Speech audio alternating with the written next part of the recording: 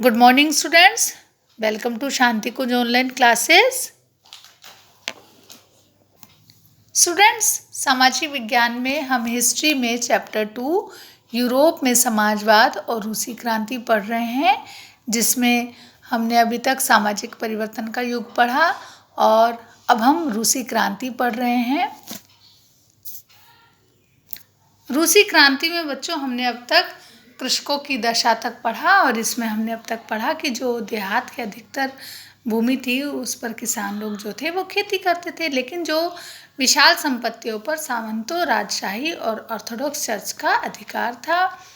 मजदूरों की तरह किसान भी बटे हुए थे और बच्चों रूसी किसान जो थे यूरोप के अन्य किसानों की तुलना में एक लिहाज से भिन्न थे कि यहाँ के जो किसान थे वो समय समय पर अपनी सारी जो ज़मीन थी, भूमि थी, उसको अपने कम्यून को सौंप देते थे और फिर कम्यून जो था वो प्रत्येक परिवार की आवश्यकता के अनुसार किसानों को भूमि बांटता था।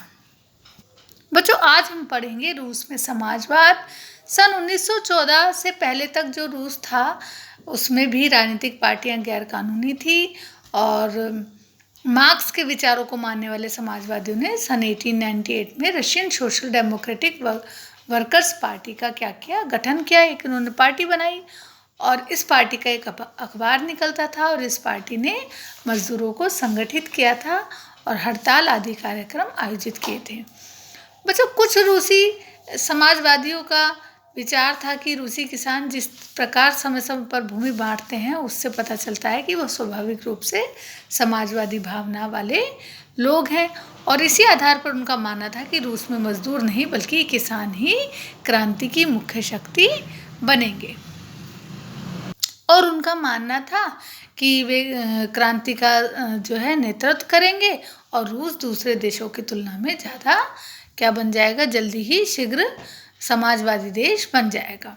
19वीं सदी के अंत में बच्चों रूस के जो ग्रामीण क्षेत्रों में समाजवादी बहुत सक्रिय थे और सन 1900 में उन्होंने सोशलिस्ट रेवोल्यूशनरी पार्टी का गठन किया, पार्टी बनाई और इस पार्टी में किसानों के अधिकारों के लिए संघर्ष किया और ये मांग की कि सामंतों के कब्जे वाली भूमि को तुरंत किसको सौंपा जाए, किसानों को सौंपा जाए। और किसानों के प्रश्न पर सामाजिक लोकतंत्रवादी खेमा समाजवादी क्रांतिकारियों से सहमत नहीं था और लेनिन का मानना था कि किसानों में एकजुटता नहीं है, वे खेमों में बटे हुए हैं।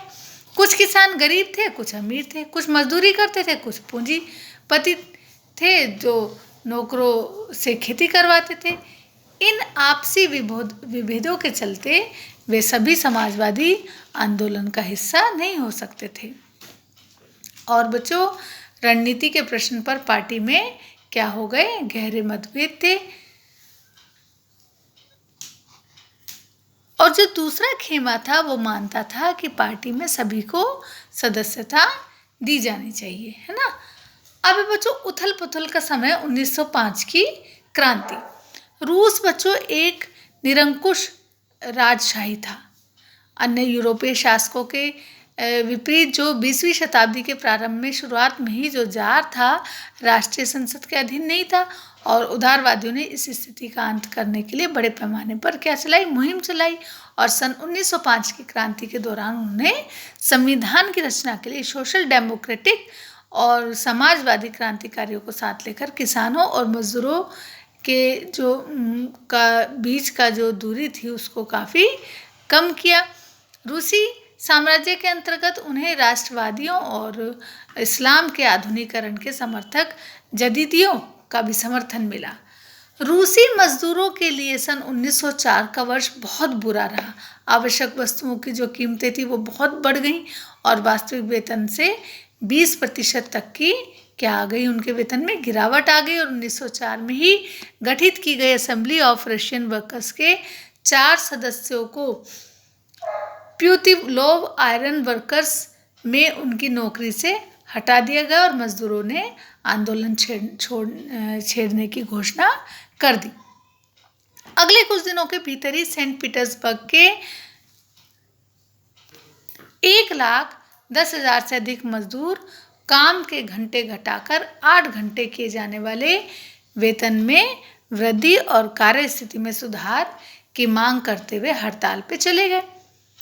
हड़ताल जानते हो ना बच्चों, यदि किसी की कोई बात ना मानी जाए, कंपनी वगैरह होती हैं, तो वर्कर्स क्या करते हैं, अपनी बात मनवाने के लिए क्या कर देते हैं, हड़ताल कर देते हैं, काम रोक देते हैं और धरने पर बैठ जाते हैं। और जब इसी बीच जब पादरी गेपॉन थे, उनके नेतृत्व में मजदूरों ने एक जुलूस निकाला और वो जुलूस जब विंटर पैलेस के सामने पहुंचा तो पुलिस और कोसेक्स ने मजदूरों पर हमला बोल दिया और इस घटना में 100 से ज़्यादा मजदूर मारे गए और लगभग 300 घायल हुए। इतिहास ने इस घटना को खूनी रविवार के नाम से जाना जाता है और सन 1905 की क्रांति का प्रारंभ इसी घटना से जो हुआ और पूरे देश में क्या हड़तालें होने लगी, कक्षाओं का बहिष्कार हुआ और विरोध में जो विश्वविद्यालय थे उनको बंद कर दिया गया। और बच्चों सन 1905 की क्रांति के समय जार ने एक निर्वाचित परामर्शदाता संसद या ड्यूमा के गठन पर अपनी सहमति दे दी और क्रांति के समय कुछ दिन तक तो फैक्ट्री मजदूरों की बहुत सारी ट्रेड यूनियनें और फैक्ट्री कमेटियों भी अस्तित्व में रहीं और सन 1905 के बाद ऐसी अधिकतर कमेटियां और यूनियनें अनाधिकृत रूप से काम करने लगी क्योंकि उन्हें गैर कानूनी घोषित कर दिया गया था। राजनीतिक गतिविधियों पर भारी पाबंदियां लगा दी गई। जार ने पहली ड्यूमा को मात्र 75 दिन के अंदर और पुनर्निर्वाचित दूसरी ड्यूमा को 3 महीने के अंदर बर्खास्त कर दिया। वह किसी प्रकार की जवाबदेही या अपनी सत्ता पर किसी प्रकार का अंकुश नहीं चाहता था। उसने मतदान कानूनों में फेरबदल करके तीसरी ड्यूमा में रूढ़िवादी राजनेताओं को भर डाला। उदारवादियों और क्रांतिकारियों को इससे बाहर रखा गया। तो बच्चों ये था उथल पुथल का समय।